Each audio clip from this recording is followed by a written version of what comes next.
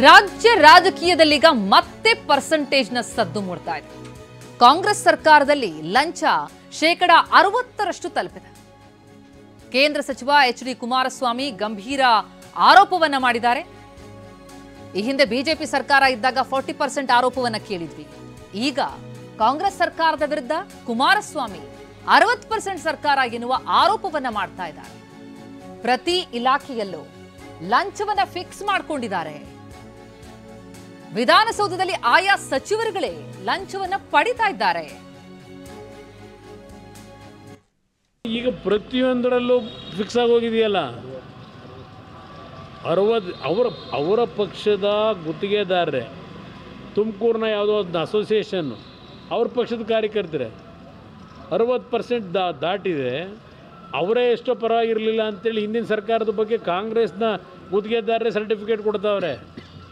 ಹೋಗಲಿ, ಅದು ಕಾಂಟ್ರಾಕ್ಟ್ ತಗೋಬೇಕಾದರೆ PWDನಲ್ಲೋ ಇರಿಗೇಷನಲ್ಲೋ ಮಾಡ್ಕೊತಿದ್ದು ಇವ್ರುಗಳು ಲೂಟಿ ಹೊಡಿಯೋದೊಂದು ಭಾಗ ಹೊಡಿತಿರೋದು.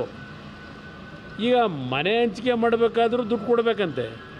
ಹಿಂದೆ ಯಾವನೋ PDO ಗಿಡಿಒ ತಗೊಳ್ಳೋನು 1,20,000 ರೂಪಾಯಿಗೆ ಕಮಿಷನ್ ಅಲ್ಲಿ ಆ ಊರು ಹಳ್ಳಿಲಿ ಆ PDO ಇವರನ್ನು ತಗೊಳ್ಳೋನು. ಈಗ ವಿಧಾನಸೌಧದಲ್ಲೇ ಶುರು ಆಗೋಯ್ತು. ಈಗ ಮಂತ್ರಿಗಳಿಗೆ ಕೊಟ್ಟು ಮನೆ ರಿಲೀಸ್ ಮಾಡಿಸ್ಕೋಬೇಕು. ಇನ್ನು ಹಲವಾರು ಇಲಾಖೆಯಲ್ಲಿ ದುಡ್ಡು ತರಬೇಕಾದ್ರೆ ಮೊದಲು ಪರ್ಸೆಂಟೇಜು ಮಂತ್ರಿ ಕೊಟ್ಟು ಆಮೇಲೆ ದುಡ್ಡು ರಿಲೀಸ್ ಆಗಬೇಕು. ಪ್ರತಿ ಇಲಾಖೆಯಲ್ಲಿ ಫಿಕ್ಸ್ ಮಾಡ್ಕೊಂಡಿದ್ದೀರಿ. ಜಗಜ್ಜಾಹಿರ ಇದು ಎಲ್ಲಿದೆ? ಕುಮಾರಸ್ವಾಮಿ ಕಾಲದಲ್ಲಿ ಮಾಡ್ತಿರೋ ಅದಕ್ಕಿದೆ ಹೇಳ್ತಾರೆ, ಇದು ಹೇಳ್ತವೆ. ಯಾರ ಮಾನ ಮರ್ಯಾದೆ ಇದೆಯಾ ಅವರಿಗೆ? ದುಡ್ಡು ತಿನ್ನೋಕ್ಕೂ ಈಗ ಪ್ರತಿಯೊಂದರಲ್ಲೂ ಫಿಕ್ಸ್ ಆಗೋಗಿದೆಯಲ್ಲ. ಸರ್ಕಾರದಲ್ಲಿ ಹಣ ಲೂಟಿ ಮಾಡೋದಕ್ಕೆ ಇತಿಮಿತಿ ಇಲ್ವಾ? ಹೀಗಂತ ಕಾಂಗ್ರೆಸ್ ವಿರುದ್ಧ HDK ವಾಗ್ದಾಳಿಯನ್ನು ನಡೆಸಿದ್ದಾರೆ, ಕಿಡಿಕಾರಿದ್ದಾರೆ.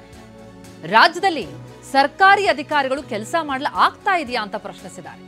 ರಾಜ್ಯದಲ್ಲಿ ಮೊದಲು ರೈತರ ಆತ್ಮಹತ್ಯೆಗಳನ್ನು ನೋಡ್ತಾ ಇದ್ವಿ. ಈಗ ಅಧಿಕಾರಿಗಳು, ಗುತ್ತಿಗೆದಾರರು ಸೂಸೈಡ್ ಮಾಡ್ಕೊಳ್ತಾ ಇದ್ದಾರೆ. ಸತ್ಯಮೇವ ಜಯತೆ ಮಾತಿನಂತೆ ಸಿಎಂ ನಡ್ಕೊಳ್ತಾ ಇದ್ದಾರಾ ಅಂತ ಸಿದ್ದರಾಮಯ್ಯ ಅವರನ್ನು ಟೀಕಿಸಿದ್ದಾರೆ. ಸಿದ್ದರಾಮಯ್ಯ ತಮ್ಮ ಆತ್ಮಕ್ಕೆ ಉತ್ತರ ಕೊಟ್ಕೊಳ್ಳಿ ಅಂತ ಮೈಸೂರಿನಲ್ಲಿ ಕೇಂದ್ರ ಸಚಿವ ಕುಮಾರಸ್ವಾಮಿ ಹೇಳಿಕೆ ಕೊಟ್ಟಿದ್ದಾರೆ. ಒಂದು ಇತಿಮಿತಿ ಬೇಡ. ಇದಕ್ಕೆ ಅಧಿಕಾರಿಗಳು ಎಲ್ಲಿಂದ ಕೆಲಸ ಮಾಡ್ತಾರೆ? ಈ ಥರ ಆಗೋದ್ರೆ ಯಾತಕ್ಕೆ ಆತ್ಮಹತ್ಯೆಗಳು ನಡೀತವೆ? ರೈತರ ಆತ್ಮಹತ್ಯೆ ನೋಡ್ತಾ ಇದ್ದೋ. ಇವತ್ತು ಪ್ರತಿನಿತ್ಯ ಸರ್ಕಾರಿ ನೌಕರರು ಆತ್ಮಹತ್ಯೆ, ಕಾಂಟ್ರಾಕ್ಟರ್ಗಳು ಆತ್ಮಹತ್ಯೆ.